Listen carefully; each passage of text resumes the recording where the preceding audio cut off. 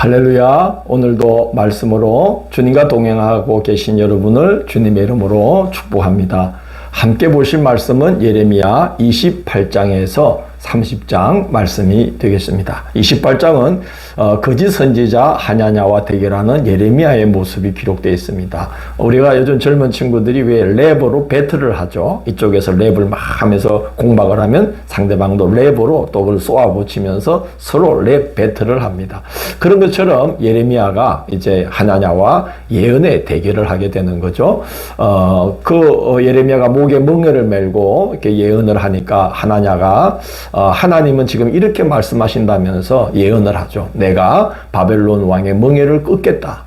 바벨론으로 끌려간 자들과 성전 기구들이 2년 안에 되돌아오게 하겠다라고 지금 말씀하신다. 그렇게 하나냐가 예언을 합니다. 그러자 예레미야가 나도 제발 그렇게 되기를 바란다. 그러나 선지자는 그의 예언이 성취된 다음에야 그가 진정한 예언자인지 아닌지가 드러나게 된다고 말을 합니다. 그러자 하나냐는 화가 나서 예레미야의 목에서 그 나무 멍에를 빼앗아 가지고 꺾어버리면서 2년 안에 반드시 바벨론의 왕 느부갓네살의 멍에를 하나님이 꺾을 것이다 라고 이제 예언을 합니다.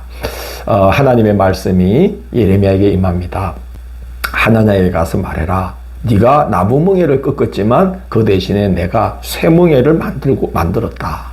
네가 이 백성으로 거짓을 믿게 만들었으니 금년에 네가 죽으리라고 하라. 이렇게 명합니다. 예레미야가 그 말씀을 전했겠죠. 그해 7째 달에 하냐냐가 죽습니다. 진정한 예언자는 그가 하나님의 이름으로 전한 말씀이 성취될 때 그가 참 예언자임이 드러나게 되는 것이죠. 29장은 계속해서 예언 배틀이 이어져 나가는 걸 봅니다. 예레미야가 바벨론으로 가는 신하들 편으로 바벨론에 끌려간 백성들에게 편지를 보냅니다. 그 편지 내용은 뭐냐면요. 거기서 결혼하고 자식들을 낳아서 번성하라는 거예요. 그래야 나중에 돌아올 때에 많은 자손들이 돌아올 수 있지 않습니까? 그리고 바벨론의 평안을 위해서 기도하라는 거예요. 그래야만 너희들이 그곳에서도 이렇게 번성할 수 있다는 것이죠. 그리고 70년이 차야만 돌아올 수 있기 때문에 곧 돌아가리라는 거짓 선지자들의 말에 속지 말라고 이제 말합니다. 70년이 걸릴지라도 돌아오게 하는 것이 하나님의 계획이기 때문에 그렇게 해 주시기를, 하나님이 그렇게 계획했을지라도 그렇게 해 주시기를 하나님께 너희가 기도하면 하나님의 응답을 보게 될 것이라고 말합니다. 하나님께서 계획하신 일일지라도 그렇게 해 주시기를 기도해야 계획대로 행해 주시는 것이죠. 하나님은 우리의 기도를 받으신 후에 일을 하십니다. 끌려간 곳에서 거짓 예언으로 백성들에게 헛된 희망을 품게 한 자들이 있었는데 아합과 시드기야라는 자가 그들 중에 한 사람들입니다. 그들이 이제 경고를 합니다. 그들에게 이제 예레미야가 경고를 하는 것이죠. 그들은 하나님의 저주를 대표하는 속담거리가 되게 될 것이다 라고 예레미야가 경고합니다. 어떤 속담이냐? 여호와께서 너를 바벨론 왕이 불살라 죽인 시드기야와 아합 같게 하시기를 원하노라 하는 이 속담의 주인공들이 되게 하실 것이다 라고 예레미야가 하나님의 이름으로 경고합니다. 그러자 바벨론에 끌려가 있던 느헬람 사람 스마야가 예루살렘에 있는 제사장들에게 편지를 보냅니다. 그 예레미야라고 하는 자가 더 이상 미친 소리를 할 수 없도록, 그래서 백성들을 낙담케 하는 그런 미친 짓을 하지 못하도록 막으라고 제사장들에게 편지를 보냅니다.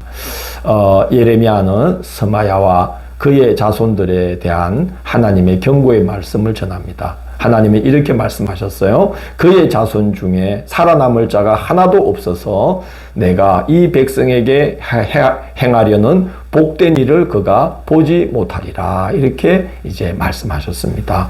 그도 바벨론에 끌려가 죽고 그의 자손들 중에 생존자가 하나도 없게 되어서 하나님께서 그들을 돌아오게 하시는, 본토로 돌아오게 하시는 그 복된 일을 볼 자들이 그의 집안에는 한 사람도 없도록 하나님께서 씨를 말려 버리겠다는 말씀을 하신 것입니다. 30장은 바벨론 포로 생활에서 본토로 이제 귀환할 것을 예고하시는 내용인데 2절을 보면 하나님께서 예레미야에게 하나님께 받은 말씀을 모든 말씀을 다 책에 기록하라고 명령하십니다. 왜 그럴까요? 예언의 말씀을 믿지 않고 그 역을 일삼던 백성들에게 이제 하나님의 말씀이 정말로 이행되었을 때, 실행되었을 때 여호와가 살아 역사하시는 하나님이심을 백성들로 하여금 깨닫게 하시려고 책에 남기라. 내가 너에게 해준 모든 말을 책에 남기라. 그렇게 하신 것이죠. 열국이 하나님의 심판을 당하게 되는 날을 예고하시면서 그날이 이스라엘에게는 본토로 돌아가는 은혜의 날이 되게 될 것이다. 라고 그렇게 말씀합니다. 그리고 본토 귀환 후에 예전과 같은 그런 이제 모습으로 회복될 것을 이제 말씀을 해 주시고 그리고 그들 중에 영도자를 세워 주실 것이다. 그렇게 말씀합니다. 이 말씀은 그들 중에서 영도자가 나온다는 말씀은 이방 나라의 다스림을 받지 않게 해 주신다는 말씀입니다. 그래서 그때에는 이스라엘이 하나님의 백성이 되고 여호와가 그들의 하나님이 되어 주시는 것이 얼마나 복된 일인지를 그때 보게 되는 그런 복되고 좋은 일들을 많이 보게 될 것이다. 이렇게 말씀합니다. 하나님은 언약을 지키십니다. 그의 백성이 되고 그가 우리의 하나님이 되어주시는 것은 그렇기 때문에 너무나 감사하고 복된 일입니다. 그 은혜를 잊지 말고 그 은혜에서 절대로 멀어지는 일이 없도록 하나님께 꼭 메인받은 자들로 살아가시기를 원합니다. 내일 8월 18일 수요일은 예레미야 31장에서 33장을 크고 은밀한 일을 내게 보이리라 라는 제목으로 말씀을 나누도록 하겠습니다. 오늘도 함께 해주셔서 감사합니다. 주님, 저희들이 하나님의 백성이 되고 하나님이 우리의 하나님이 되어 주신 것이 얼마나 귀하고 큰 은혜인지요.